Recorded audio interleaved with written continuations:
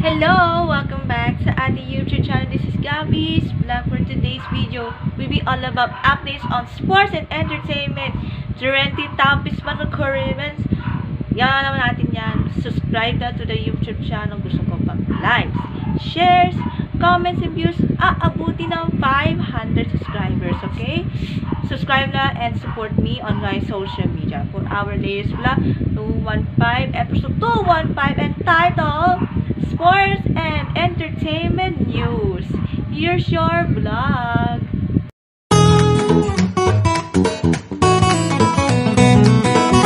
Ayan, simulan na natin. Una naman natin sa sports. Watch this.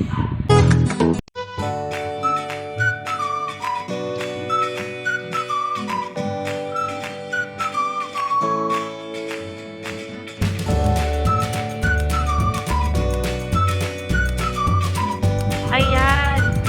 Sana for the UAAP fans. Yehey. Tapos na ang season 85 fans. Di ba tapos? May football pa tsaka closing ceremony. Then, sa volleyball, nagbalik ang trono sa top. The Solid Spikers won their 12th UAAP title against the dethroned champion NU Lady Vulcans in season na ito. Panalo ang Lady Spikers na 5-6 parang game 1 at saka game 2. Bakit? Kasi nalilito ako sa 5-6. Kaya, congrats po, girls, on top. Back on top and back on top Manila ang LaSalle Lady Spikers. The best setter and finals MVP na si Mars Alba and the rookie MVP na si Angel Canino. For the seniors sa LaSalle as a champion, Mars Alba, team captain, and Jolina De La Cruz, maraming salamat sa bahagi ang LaSalle Lady Spikers and also to other teams, Dea Gagante and Angel Canino. Yes. And support us sa ating susunod na games next season 86 and sa Shakey's at saka sa ano to? Bilig ba? Oh, Bilig. Hindi ko sure kung makasali ka sa Bilig o sa Premier Volleyball League. Kaya, maraming salamat. Congratulations to the Lady Spikers. And especially sa Team Philippines, pakapanalo sa Gilas Pilipinas against Cambodia sa finals ng SEA Games Gold Match 80-69. Congrats! Nakatapos na ng closing ceremony last Wednesday. Okay? Last Wednesday yan. Congratulations to the Philippines. Finish 5th overall sa SEA Games. Ang next edition will be on 2025 sa Thailand. Good luck, Team Philippines, sa next 2 years. Congrats and the Lady Spikers. Oras naman sa entertainment news.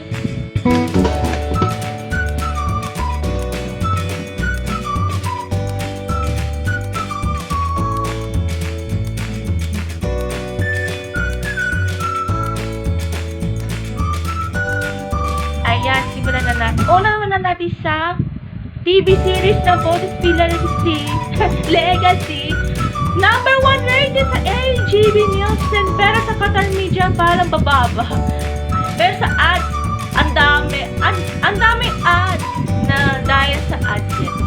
The Bodhi's Legacy is number 1 in AGB Nielsen. The last May 8 ng 5th episode with more than 14%.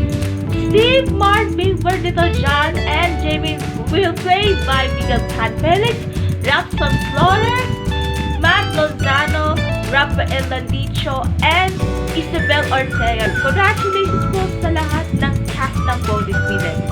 And supportan natin every weeknight at 8 p.m. on Simulcast on TV, like GMA and GTV. And of course, sa Beauty Queen World, Michelle D. won Miss Universe Philippines. Congratulations! 50 other candidates. And first runner-up is Miss Zambales. Second runner-up is Miss Papaga. At yung dalawa, Miss Baguio, Crown Miss Charm Philippines. And Miss Bohol, Crown Miss Supranational Philippines. And Michelle D. na naging Miss World Philippines 2019, naging finalist sa Miss World 2019 Top 12. And last year, nag-represent ng Makati last year's Miss Universe Philippines 2022 at Miss Universe Philippines Tourism. At ngayon, Miss Universe PH 2022. And good luck, Team Philippines Michelle D in the Miss Universe 2023 in El Salvador sa last quarter of the year 2020. Maraming salamat and hope to see you next vlog. And that's it for our this week's vlog. Bye. God bless. Mwah.